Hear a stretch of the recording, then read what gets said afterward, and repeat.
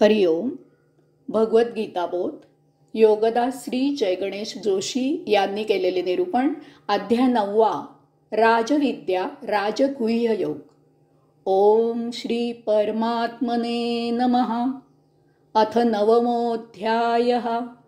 जय योगेश्वर. परमात्म्याला नमस्कार. अध्याय 9. श्लोक क्रमांक 2. राजविद्या राजगुह्यं पवित्रमिदमुत्तमं प्रत्यक्षावगमं धर्म्यं सुसुखं कर्तुमव्ययम्. हे ज्ञान विज्ञान सर्व विद्यांचा राजा, गुह्यामध्ये श्रेष्ठ, पवित्र, उत्तम, प्रत्यक्ष प्राप्त होणारे, स्वीकारण्यास योग्य, आचरणात आणण्यास सोपे आणि अविनाशी आहे. राजविद्या. आता जी विद्या भगवंत श्री अर्जुनाला प्रदान करणार आहेत ती राजविद्या आहे. सर्व विद्यांची राजा आहे, सर्व विद्यांमध्ये श्रेष्ठ आहे. कारण ही विद्या आली की इतर सर्व विद्या आपोआप प्राप्त होतात. इतर विद्यांमुळे जी उपलब्धी होते ती या विद्येमुळे आपोआपच होते. इतर विद्यांमध्ये या विद्येची आवश्यकता असते. या विद्येशिवाय इतर विद्यांनी केलेली उपासना सफल होत नाही. ही विद्या प्रत्येक विद्येत आवश्यक आहे. सर्व विद्यांची ही विद्या अविभाज्य भाग आहे. राजगुह्यम. राज याचा अर्थ रहस्य असाही आहे. तसेच गुह्य म्हणजे गहन. ही विद्या रहस्यमय आहे. या रहस्याची उकल करून तिच्यातील मर्म जाणून ती करावी लागते. यातील खुबी समजून घ्यावी लागते. तसेच ही विद्या गुह्य म्हणजे गहन आहे. यात सखोल अर्थ भरलेला आहे. तो जाणून ही विद्या आत्मसात करावी लागते. ही विद्या आपल्या नित्य जीवनाचा एक भाग होणे हीच यातील गहनता आहे. हे वाटते तितके सोपे नाही. हे अंगी बाणवावे आणि बाणावे लागते. पवित्रम. ही विद्या अति पवित्र आहे.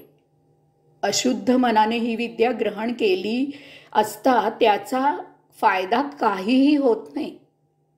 अपवित्र बुद्धीने ही विद्या प्राप्त होत नाही. यातील पावित्र्य फार जपावे लागते. अतिशुद्ध होऊनच ही विद्या सुफळास येते. यात स्वतःला झोकून द्यावे लागते. येथे इतर सर्व विचार आचार यावर बंधने येतात. एका हरीशिवाय येथे जीवन राहत नाही. येथे केवळ हरीचीच गोडी आणि आवडी शिल्लक राहते. यासाठी आपली तयारी असावी लागते. ही विद्या दुहेरी अस्तर आहे. जसे शुद्ध मनाने ती आत्मसात होते तसेच पापी दुराचारी असा मनुष्य जर या विद्येचे आचरण शुद्ध मनाने करू लागला तर तो पुण्यवंत सदाचारी होतो. उत्तमम. सर्व विद्येत ही विद्या सर्वात उत्तम आहे. यात कमीत कमी सोपस्कारात जास्तीत जास्त फळ प्राप्त होते. याच्या इतकी उत्तम विद्या दुसरी नाही याची कारणे पुढे दिलेली आहेत. ही विद्या इतकी उत्तम आहे की यात भक्त परमेश्वर स्वरूप तर होतोच, परंतु येथे परमेश्वर भक्ताचा भुकेला होतो. प्रत्यक्षावगमम. ही विद्या प्रत्यक्ष आचरणात आणण्यास सोपी आहे. ही विद्या प्रत्यक्ष आचरणात आणण्यास सोपी आहे.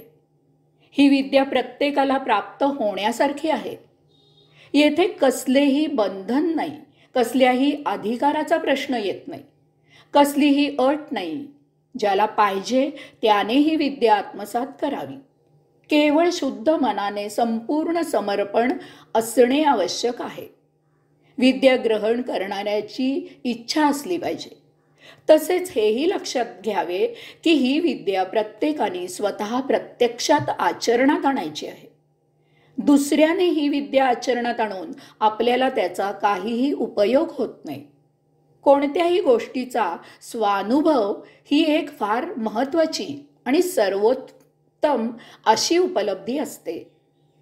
धर्म्यम ही विद्या स्वीकारण्यास योग्य आहे. ही विद्या घ्यावी अशी आहे. यामुळे अपुण्य असे आपल्या हातून काहीही होत नाही.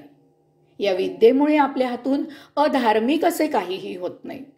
उलट या विद्येमुळे आपल्या हातून करायला आवश्यक असेच आचरण होते.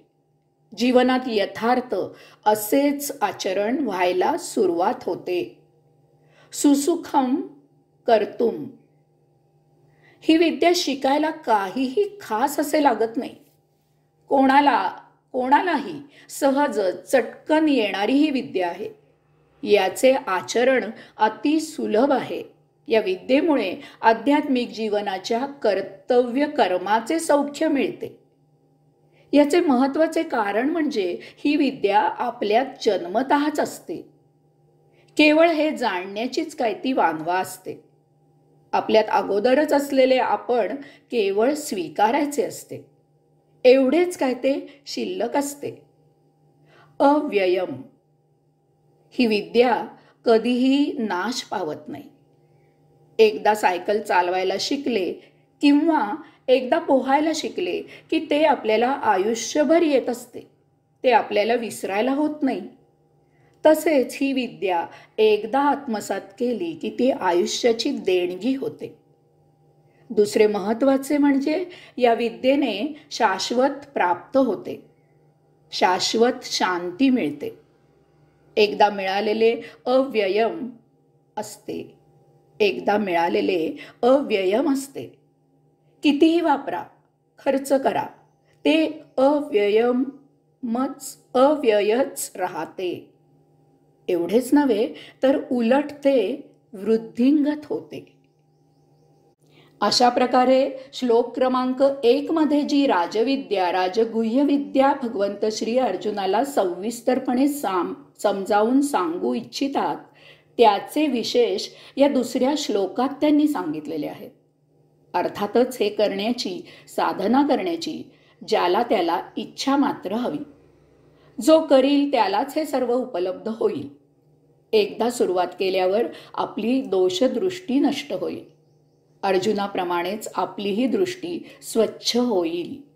आता भगवंत श्री प्रत्यक्ष या राज आणि गुह्य अशा विद्यादानाला आरंभ करत आहेत. हरि ओम.